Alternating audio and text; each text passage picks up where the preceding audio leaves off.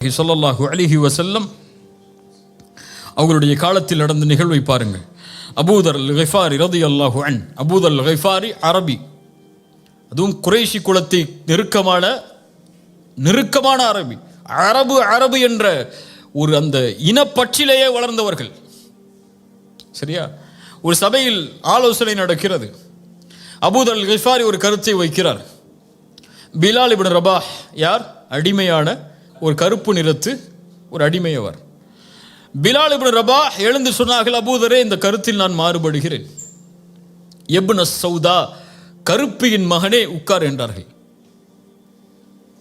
அங்க ஒரு தன்மை மேலோங்கிருச்சு. அந்த இனவெறிங்கிற ஒரு தன்மை மேலே வந்துருச்சு.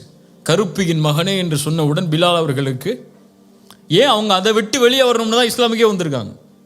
அந்த கருப்பினத்தை விட்டு வெளியே வந்து மதிக்கப்படணுங்கிறதுக்காக தான் இஸ்லாமியை தேடி வந்திருக்கிறாங்க. இப்போ அதுவே மறுக்கப்படும் போது பிலால் அவர்கள் மனம் துவண்டு விடுகிறார்கள். உடனடியாக பகை பார்த்துக்கலான்லாம் போகலை. இந்த பிரச்சனை தீர்க்கப்படணும். நல்ல தன்மையை கவனிங்க. அந்த பிரச்சனை தீர்க்கப்படணும். ரெண்டு பேருக்குள்ள பகைமை உருவாயிடுச்சு.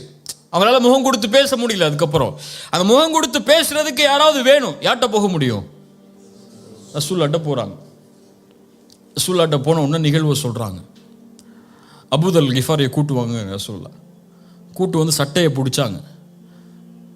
அபூதர், பிலால் அவர்களுடைய தாயை பற்றி நீ பேசினாயா? நீ ஜாஹிலியத், அறியாமை கால மக்கள் எதில் இருக்கிறார்களோ அதில் தான் இன்னும் இருக்கிறாய் என்றார்கள். ரசூலுல்லாஹ் சொன்ன உடனே அவங்களுக்கு பட்டுடுச்சு. தப்பு பண்ணிட்டோம். சரியா? தப்பு பண்ணிட்டோம், பெரிய தப்பு பண்ணிட்டோம். நம்மளை மேன்மையாக நினச்சிட்டோம், ஒருத்தரை கீழே நினச்சிட்டோம். உடனடியாக மதீனாவில் அன்சாரிகள் எல்லோரும் நிற்கக்கூடிய சூழ்நிலை. மதீனாவுடைய இடம் எல்லாரும் பார்க்குறாங்க. எல்லாரும் பார்க்கட்டும் என்று பிலால் அவர்களுக்கு முன்னால் படுத்து சொன்னார்கள், பிலாலே, என் மீது ஏறு. நீ என் மீது ஏறி இந்த மக்களுக்கு நிரூபித்து விடு, நீதான் என்னை விட மேன்மையானவன் என்று. அது நடக்கும் வரை இந்த இடத்திலிருந்து நான் எழுந்திருக்க மாட்டேன் என்று படுத்துக் கொள்கிறார்கள். உடனடியாக பிலால் அவர்கள் எடுத்து அவர்களை கைப்பிடித்து தூக்கி கட்டி அடைத்தார்கள். அவங்களுக்கும் பழி தீர்க்கணுங்கிற நோக்கம் இல்லை. அவங்க தவற உணர்ந்துட்டாங்க. ரெண்டு பேரும் சகோதரர்களாக மறுபடியும் வாழணுங்கிறதுக்காகத்தான் ரசூலுல்லாஹ்ட்டே அவங்க போனாங்க. இல்லை மறைச்சி அந்த பகையை வேற வகையில் வெளிப்படுத்தி இருக்கலாம். ரசூலுல்லாஹி ஸல்லல்லாஹு அலைஹி வஸல்லமுடைய வாழ்க்கையில் அவர்களுக்கு பகையாக இருந்த, அவர்களுக்கு எதிரிகளாக வாழ்ந்த மக்காவாசிகளிடத்தில் அவர்கள் நடந்து கொண்ட முறை, தன்னுடைய சாட்சா ஹம்சாவுடைய ஈரக்குலையை கடித்து துப்பிய பெண். ஹம்சாவுடைய இழப்பு ரசூலுடைய வாழ்வில் ரலியல்லாஹு அன்ஹு மிகப்பெரிய இழப்பு. அவங்களுக்கு ரசூலுல்லாஹி ஸல்லல்லாஹு அலைஹி வஸல்லம் ஜனாசா தொழுகை நடத்தின மாதிரி அழுதுகிட்டே வேற யாருக்கும் ஜனாசா தொழுகை நடத்தல. அவ்வளவு தக்பீர்களை சொல்லி தொழுகை நடத்தி கொண்டே இருந்தார்கள். அந்த பிரிவு ரசூலுல்லாஹ்வால ஏற்றுக்க முடியல. அதுவும் கொடூரமான கொலை செய்யப்பட்டு தன் சாட்சா இறந்தது அவங்களால அங்கீகரிக்கவே முடியல. மக்காவுடைய வெற்றி, 10,000 நபித்தோழர்கள், ஒரு பெரிய படை கையில் இருக்கு, மிகப்பெரிய சக்தியுடைய படை. மக்காவாசிகள் கொஞ்சம் பேர் உள்ள நுழைஞ்சா மக்காவை காலி பண்ணிடலாம், அவ்வளோ பெரிய சக்தி இருக்கு. உள்ள போறாங்க மக்காவுக்குள்ள. எல்லாரும் சொல்றாங்க, இன்னைக்கு ரசூலுல்லாஹ் எப்படி நடந்து கொள்ள போறாங்கன்னு பாருங்கன்னு அழைச்சாங்க எல்லா மக்காவாசிகளையும். யா மஅஷர குரைஷ் மா ததுன்னூன அன்னி ஃபாயிலும் பிக்கும், எப்படி நான் நடந்து கொள்வேன் என்று நினைக்கிறீர்கள்? மக்காவாசிகள் சொன்னார்கள், ஹைரன் அஹுன் கரீம் வபுனு அஹின் கரீம், கண்ணியமிக்க சகோதரனின் மகன், கண்ணியமிக்க சகோதரனின் மகன் நீங்கள். சொன்னார்கள், என் சகோதரன் யூசுப் என்ன வார்த்தையை சொன்னாரோ அதே வார்த்தையை சொல்கிறேன்.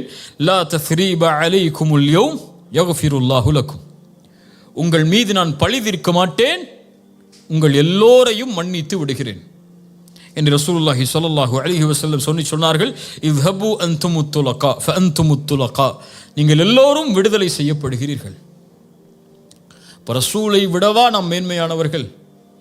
ரசூலுக்கு ஒருவர் செய்த பாவத்தை விடவா என் சகோதரன், என் குழந்தை? இன்னைக்கு எவ்வளோ பிரச்சனைகள் இருக்குது சமூகத்தில், அப்படியா இல்லையா? பள்ளிவாசல் தலைவருக்கு இடையில் சண்டை நடக்கும். யார் தலைவருங்கிற போஸ்ட்டுக்கு. அல்லது அங்கே மஷூரா நடந்துட்டு இருக்கிறோம், ஒரு ஏதாவது சொல்லிடுவார், ஒரு ஏதாவது சொல்லிடுவார், அவ்வளோதான். அந்த பள்ளிவாசல் விஷயமே எங்கே போய் நிற்கும்? கோர்ட்டில் நிற்கும். அப்படியா இல்லையா? அல்லது தான் கல்யாணம் பண்ண சொன்ன பிள்ளைய தான் பையன் கல்யாணம் பண்ணலங்கிறதுக்காக எத்தனையோ வருஷம் பேசாமல் இருக்கக்கூடிய பெற்றோர்கள் இருக்காங்க. புரியுதா? இன்னும் இந்த சமூகத்தில் இருக்கக்கூடிய இந்த மாதிரி விஷயங்கள்லாம் எடுத்திங்கன்னா சாதாரண விஷயத்துக்காக இருக்கும், ஒன்றுமே இல்லாத விஷயத்துக்காக இருக்கும். எங்கள் அம்மா உங்கள் அம்மா என்னை பார்த்து இப்படி சொல்லிட்டாங்க, அதனால் மௌத்து வரைக்கும் உங்கள் அம்மாட்ட பேச மாட்டேன். ஒய்ஃபுடைய சபதம். அதே சபதம் மாமியார்கிட்ட, உங்கள் ஒய்ஃபு என்னை பார்த்து இப்படி பேசிட்டா அதனால் நான் மௌத்து வரைக்கும் இப்படி பேச மாட்டேன். எப்படி எடுத்துக்கிட்டேன்னு வச்சிங்கன்னா இந்த சமூகத்தில் ஒவ்வொரு குடும்பத்திலையும் ஒவ்வொரு வீட்லேயும் நுழைஞ்சு பார்த்தீங்கன்னா இந்த மாதிரி சண்டை 1000 லட்சம் இருக்கும். எல்லா வீட்லேயும் இருக்கும், எங்கள் வீட்டில் இருக்கும், உங்கள் வீட்டில் இருக்கும். இப்போ இதெல்லாம் இருக்குது. சரி, இப்போ என்ன முடிவு? இப்போ அல்லாஹுவை ஏற்றுக்கொண்ட முஸ்லிம்கள் நாங்கள் என்றால், அல்லாஹ்வுடைய நம்பிக்கையில் வாழக்கூடிய முஸ்லிம்கள் நாங்கள் என்றால், எங்களுடைய பாவங்களை நாங்கள் தொழுகையை விட்டதை, நாங்கள் தவறான காட்சிகளை பார்த்ததை, நாங்கள் தவறான செயல்பாடுகள் செய்ததை, இப்படி நாங்கள் அல்லாஹ்வுக்கு செய்த பாவங்களை அல்லாஹ் எங்களுக்கு மன்னிக்கணும்னா நாங்கள் இவங்களை மன்னிச்சு தான் ஆகணும். மன்னிச்சு தான் ஆகணும்னா சரி மன்னிச்சிட்டேன் போ, இனிமேல் என் கண்ணில் முழிக்காதுன்னு சொல்கிறது இல்லை. அந்த மன்னிப்பு அல்லாஹ் அங்கே சொல்லவே இல்லை. அந்த உறவு கெட்டுவிட்டால் மன்னிப்பை வழங்கினால் அந்த உறவு சீர்படுத்தப்படும். அடுத்து அந்த உறவு எப்படி முன்னால் இருந்ததோ அதை விட மேன்மையாக்கப்படும். இல்லை அவர் செஞ்ச பாவம் பெரிய கோடிங்க, என் கோடியை கை வச்சிட்டாருங்க அவர், அல்லது என் சொத்தில் கை வச்சிட்டாருங்க அவர் செஞ்ச பாவத்தை மன்னிக்கவே முடியாதுங்க அப்படிங்கிற விஷயம்லாம் உலகத்தில் எதுவுமே கிடையாது. ஏன்னா இந்த உலகத்தில் எதுவுமே உனக்குள்ளது இல்லை கை வைக்கிறதுக்கோ அல்லது அவர் உன்னுடைய விஷயத்தை பங்கப்படுத்துறதுக்கோ. நீ அந்த ஸ்டாண்ட் எடுக்கிறியா, எடுத்துக்கோ, பிரச்சனையே இல்லை, எடுத்துக்கோ. உனக்கு உன்னுடைய இது எக்ஸப்ஷனுங்க, இதெல்லாம் மன்னிக்க முடியாது, மன்னிச்சிட்டா அவர் வேற வழியில் போயிடுவோம். இப்படிலாம் நீங்கள் என்னென்ன எக்ஸப்ஷனோ சொல்லிக்கோங்க. இதே எக்ஸப்ஷனை நாளைக்கு மறுமையில் பார்ப்பீங்க. இந்த செயல் இருந்தால் இதே செயலோடு அல்லாஹ் நாளை மறுமையில் உங்களிடத்தில் நடந்து கொள்வான். இதைத்தான் இஸ்லாம் இஹ்சானாக எமக்கு கற்றுக் கொடுக்கிறது.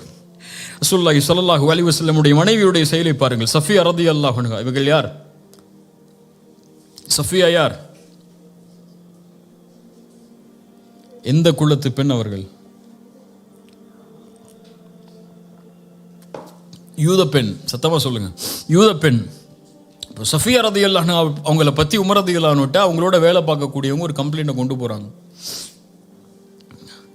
சஃபியா ரலியல்லாஹு அன்ஹா ரசூலுல்லாஹ்வுடைய மரணத்துக்கு பிறகு அவங்களுடைய யூத குடும்பத்தோடு நெருக்கத்தோடு நடந்து கொள்கிறார்கள். இதை பற்றி விசாரிங்கிறாங்க. இது நம்மள்கிட்ட சொல்லப்பட்டால் நம்மளால் யாராவது நம்மளை பற்றி, நம்ம கூட இருக்கவங்களை பற்றி யாராவது நம்மள்ட்ட சொல்லிட்டா அப்படியா சரி நான் பார்த்துக்கிறேன் அப்படின்னு சொல்லி மனசில் வச்சுப்போம். உமர் ரலியல்லாஹு உடனே கூப்பிட்டாங்க அவங்கள, யாராக இருந்தாலும் வாங்கன்ட்டாங்க. ஒரு கம்ப்ளைண்ட் வந்திருக்கு, முன்னாடி வாங்க. சஃபியா இவர்கள் சொல்வது உண்மையா? சஃபியா ரலியல்லாஹு சொன்னார்கள், யா உமர், அவர்கள் நான் இஸ்லாமை ஏற்றுக்கொண்டாலும் அவர்கள் யார்தான்? என் குடும்பத்தார்கள். அவர்களை பகைத்து வாழ்வதற்கு எனக்கு இஸ்லாம் அனுமதி அளிக்கல. அவர்களை நெருக்கமாகத்தான் நான் வாழ முடியும், அவங்களோடு பேசி பழகிதான் என்னால் இருக்க முடியும். அவர்கள் வேறு மதத்தை சார்ந்தவர்கள் என்பதால் இஸ்லாம் எனக்கு அந்த உறவை துண்டிக்க சொல்லவில்லை. நான் இருப்பதில் எந்த தவறும் இல்லை. அல்லாஹ்வுடைய மார்க்கம் எந்த அளவோடு நடந்து கொள்ள சொல்கிறதோ அந்த அளவோடு தான் நடந்து கொள்கிறேன். உமர் ரலியல்லாஹு அனுப்பிடுறாங்க. நம்மளாக தான் என்ன செஞ்சுருப்போம்? நம்மளோட இருக்கக்கூடியவர் நம்மளை பற்றி ஒருத்தட்ட போய் பேசிட்டார், இடத்த காலி பண்ணுறியா இல்லையான்னு சொல்லியிருப்போமா இல்லையா? அதுவும் அவங்களுக்கு வேலை பார்க்கக்கூடிய அடிமை பெண், என்னன்னா நடந்துக்கலாம், அப்படியா இல்லையா? ஒரே வார்த்தையில் வந்து சொன்னாங்க, இத்ஹபி ஃபஅன்தி ஹுர்ரா லிவஜ்ஹில்லாஹ், அல்லாஹ்வுடைய முகத்துக்காக உன்னை நான் விடுதலை செய்கிறேன், சென்று விடுனாங்க. அந்த அடிமைத்தனத்திலிருந்து அவர்களை விடுவித்தார்கள். வல ஆஃபீனா அனின் நாஸ், அதான் அங்கே செய்ய வேண்டிய ஒரு அடிமையை விடுதலை செய்தார்கள். ஏன்? அல்லாஹ்வுக்காக. நான் அவங்களை மன்னிக்கணும். அந்த மன்னிப்புக்கு என்ன கொடுக்க முடியும்? அதுதான் நமக்கு செஞ்ச பாவத்துக்கு நம்ம கொடுக்கக்கூடிய மிகப்பெரிய தண்டனை. மன்னிப்பு தான் தண்டனையை தவிர வீரத்தை காட்டுறது இல்லை தண்டனை, கோபத்தை காட்டுறது இல்லை தண்டனை. ஒருவர் உணர்ந்து கொள்ளணும் உங்களுக்கு செஞ்சதன்னா அவரை மன்னிச்சு அவரோட சேர்ந்து வாழுங்க. இப்போ எத்தனையோ குடும்ப உறவுகளில் தந்தை தாய், பிள்ளைகள் பெற்றோர்கள், மனைவி கணவன், கணவன் மனைவி, பிள்ளைகள், சகோதரர்கள், நண்பர்கள், அண்டை வீட்டார்கள் என எத்தனை உறவுகள் இந்த சமூகத்தில் சீர்குலைந்து வெறும் காசு என்பதற்காக, வெறும் ஈகோ என்பதற்காக, வெறும் வார்த்தை சொன்னதற்காக, அல்லது வெறும் உறவை ஏதோ சில வார்த்தைகளில் வர்ணித்ததற்காக, அல்லது தன்னை பற்றி பேசினான் என்பதற்காக அல்லது தன்னை பற்றி தன் மானத்திற்கு பங்கம் விளைவிக்கக்கூடிய காரியத்தை செய்து விட்டார் என்பதற்காக உங்களுடைய பகையை நீங்கள் வைத்திருந்து அந்த பகையை வளர்த்து கொண்டு இருந்தால் ஒன்றை உணர்ந்து கொள்ளுங்கள், நீங்கள் ரசூலை விட மேன்மையானவர்கள் அல்ல, நீங்கள் அபூபக்கரை விட மேன்மையானவர்கள் அல்ல, நீங்கள் ஆயிஷாவை விட ரலியல்லாஹு அன்ஹா அவர்களை விட மேன்மையாளர்கள் அல்ல. அவர்களே தங்களுடைய மானத்தில் தங்களுடைய விஷயத்தில் பங்கம் இழைக்கப்பட்டாலும் மன்னித்திருக்கிறார்கள் என்றால் அவர்களும் அல்லாஹ்வுடைய மன்னிப்பை தேடினார்கள். நானும் மன்னிப்பை தேடுகிறேன் என்றால் மன்னியுங்கள். மன்னிக்க மாட்டேன்னு பெருமை காட்டிட்டு உட்கார்ந்துருந்தீங்கன்னா, நான் பேச மாட்டேன், நான் அவன்கிட்ட சேர மாட்டேன், நான் அவனுக்கு ஃபோன் பண்ண மாட்டேன், அவன் பேசட்டும், அவன் பேசுகிறான் நான் பேசுகிறேன், அவன் எனக்கு நடந்து கூட நான் நடந்துக்கிறேன், அவன் என்கிட்ட சேர்த்து வரட்டும் நான் சேர்ந்து வாழ்ந்துக்கிறேன், இப்படின்னு பெருமை பேசிக்கிட்டே இருந்தீங்கன்னா இதே செயல்பாட்டை நாளை மறுமையில் அல்லாஹ்விடத்தில் எதிர்பார்ப்பீர்கள். அல்லாஹ் ரப்புல் ஆலமீன் இந்த தன்மையை செயல்படுத்துவதற்கு அல்லாஹ் எனக்கும் உங்களுக்கும் ஆற்றல் தருவானாக. இன்ஷா அல்லாஹ் உறுதியேற்கிறேன். நீங்களும் உறுதியேற்றி இந்த சபையிலிருந்து கலைந்து செல்லுங்கள்.